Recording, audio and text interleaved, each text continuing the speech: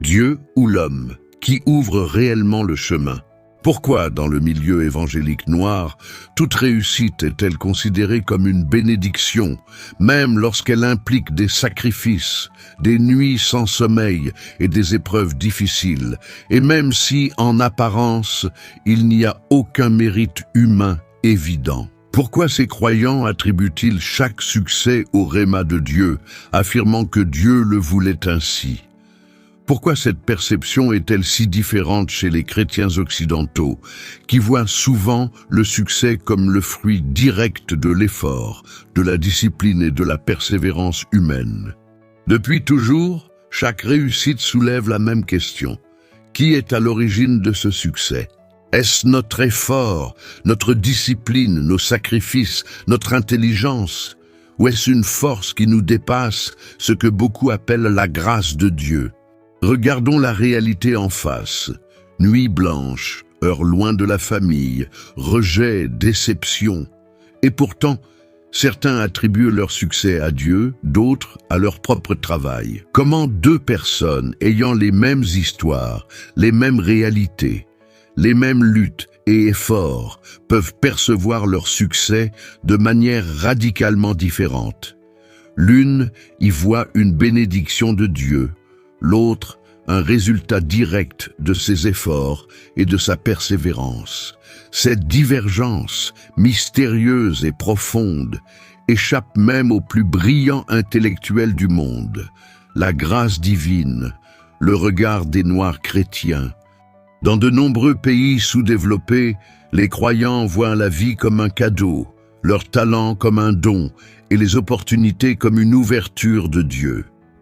Lorsqu'ils réussissent, ils disent « Ce n'est pas moi, c'est Dieu qui agit, c'est lui qui me bénit, c'est lui qui ouvre le chemin. » Et pourtant, derrière ce succès, il y a des nuits sans sommeil, des sacrifices incommensurables, des rejets et des épreuves qui semblent insurmontables.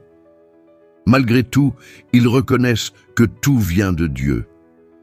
Construire une maison, une route, un village, réussir un projet impossible, tout cela est attribué à une intervention divine. Cette perception ne diminue pas leur effort. Bien au contraire, la foi les soutient dans l'effort, elle transforme la souffrance en persévérance et les épreuves en témoignages. Dans ce contexte, dépendre de Dieu ne diminue pas l'homme. Elle révèle la profondeur de son humilité et la grandeur de sa reconnaissance, le mérite humain, le regard occidental. À l'inverse, dans le monde occidental, le succès est la conséquence directe de l'homme lui-même.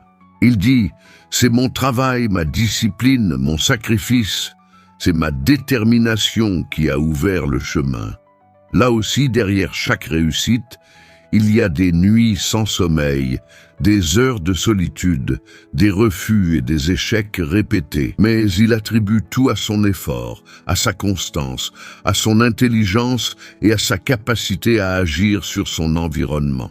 Cette vision valorise la responsabilité personnelle et la capacité de l'homme à façonner sa vie. Elle souligne que sans engagement, discipline et persévérance, rien de concret ne se produit. Tension ontologique et culturelle. Nous avons ici deux visions.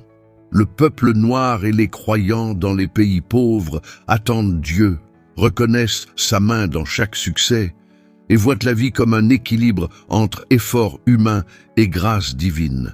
Le monde occidental se voit comme l'auteur et le complice de tout ce qui lui arrive, où chaque succès est une conséquence directe de son travail, de sa discipline et de sa stratégie. La question est profonde. Le succès dépend-il uniquement de l'homme ou reçoit-il sa source d'un au-delà? Peut-on comprendre l'effort sans la grâce? Peut-on reconnaître la grâce sans l'effort? Pourquoi cette perception est différente? Dans les sociétés pauvres et noires, les conditions sont souvent extrêmes. Les infrastructures sont faibles, les ressources limitées. Réussir semble au-delà de la simple volonté humaine. La religion est le cadre principal pour donner du sens à la vie. La foi devient un filtre pour expliquer l'inexplicable et donner espoir. Reconnaître Dieu dans chaque succès renforce la résilience et donne un sens à la lutte quotidienne. Dans les sociétés occidentales, les structures, les ressources et l'accès à l'éducation permettent à l'homme de contrôler davantage son environnement. La réussite est vue comme le fruit d'un travail conscient et calculé où l'homme est pleinement responsable. Ainsi, deux mondes, deux perceptions, deux compréhensions du succès et de la vie, qui coexistent mais se confrontent. L'homme et Dieu, l'effort et la grâce. Le succès attribué à Dieu révèle l'humilité, la foi et la reconnaissance. Le succès attribué à l'homme révèle la responsabilité, la discipline et la persévérance. Aucun ne détient toute la vérité. Ignorer l'effort humain ou nier la grâce divine serait une vision incomplète. Le vrai défi de l'existence, agir comme si tout dépendait de soi, tout en reconnaissant que tout vient de Dieu. La sagesse de la tension, nuit sans sommeil, sacrifice, rejet, déception. Que nous soyons dans un village africain ou dans une métropole occidentale, le chemin est toujours ardu. Mais la grandeur humaine se révèle dans cette tension, entre ce que nous faisons et ce que nous recevons, entre la foi dans l'invisible et la confiance dans nos propres capacités, entre la vision du peuple noir qui attend Dieu et la vision occidentale qui croit en l'homme comme auteur de sa vie. C'est là, dans cette tension, que la vie trouve sa profondeur, sa vérité et son sens. Est-ce que les églises haïtiennes dans la diaspora devaient concevoir Dieu de la même façon qu'en Haïti, où le peuple est privé de presque tout, où la pauvreté et la misère font pointer le doigt vers le diable pour tout? Là-bas, Dieu est souvent vu comme celui qui doit tout fournir, même quand les conditions sont impossibles. Pourtant, dans la diaspora, beaucoup de ces églises ont toutes leurs ressources. Elles possèdent les moyens, l'espace, l'influence.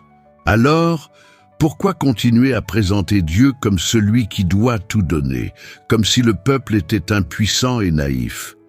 Les leaders ont-ils vraiment cru en cette représentation de Dieu, ou ont-ils joué un rôle pour manipuler les gens, pour maintenir le contrôle? Profiter de la crédulité et de la foi du peuple. Le peuple est-il vraiment naïf et ignorant, ou simplement trahi par ceux qui auraient dû guider avec intégrité? C'est une question qui brûle. Jusqu'où la foi a-t-elle été instrumentalisée et comment distinguer la vraie révélation de Dieu de l'illusion créée par la peur et la pauvreté? Cette réflexion fera l'objet d'un débat ouvert. Vision en action, donner matière à penser.